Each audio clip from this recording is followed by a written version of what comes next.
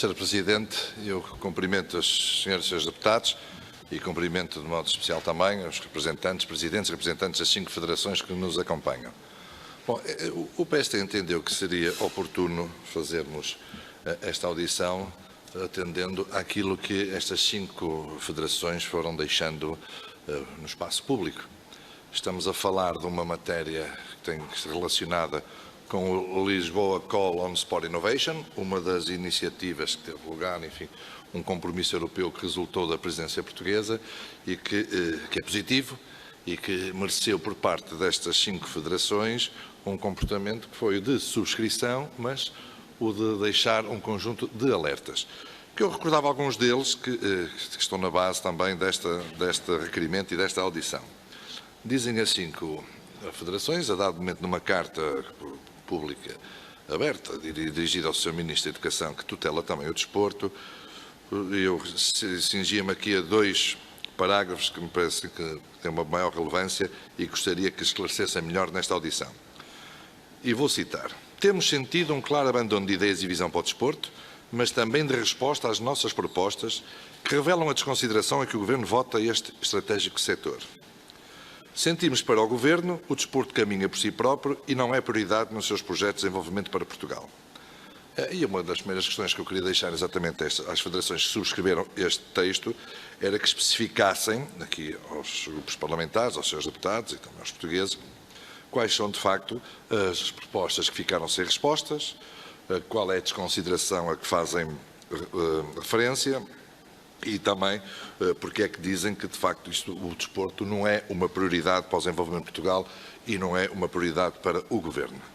Claro que tudo isto não resulta e não se chega aqui de geração espontânea. Temos todo um trajeto que resulta do facto da pandemia ter criado um impacto negativo em todas as estruturas da sociedade e da atividade e também no desporto. E por isso trata-se aqui de avaliar politicamente também aquilo que foram sendo as respostas que o Governo, à semelhança do que aconteceu nos outros setores de atividade, dizia eu que o Governo tomou para o desporto, se foram adequadas, se não foram atempadas, e relativamente a essa matéria o Parlamento já vai fazendo aqui, digamos aqui, alguma escola, porque já há muito tempo, há mais de um ano, que vem debatendo aqui a importância que seria de existir uma resposta mais pronta e eficaz. E tudo isto acaba por ser um pouco o debate que se foi fazendo aqui. Já tivemos várias audições com as associações, com os comitês olímpicos, paralímpicos, com a Federação de Desporto e também com o Governo, que vai refutando sistematicamente, como ainda aconteceu a semana passada, relativamente a estas matérias, estas questões, refutando, dizendo que está tudo em dia, que foi tudo feito, tudo que era possível foi feito, para além daquilo que era expectável, ao contrário do que nos dizem os agentes desportivos. E por isso, há aqui 2 coisas que eu gostaria também que se pronunciassem. Uma, desde logo, tem a ver com o corte, suspensão, chamem-lhe o que quiserem, daquilo que era o volume de financiamento contratado entre o Estado e as federações para este ano. Nós tomamos conhecimento, através do que foi referido por um conjunto de federações, de que teria havido um corte que variava entre 10% a 15%. O Governo não lhe chama corte, chama-lhe suspensão. Ora, há aqui um grau de incerteza que me leva a algumas perguntas.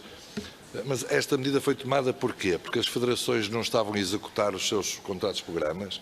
Havia dinheiro a mais?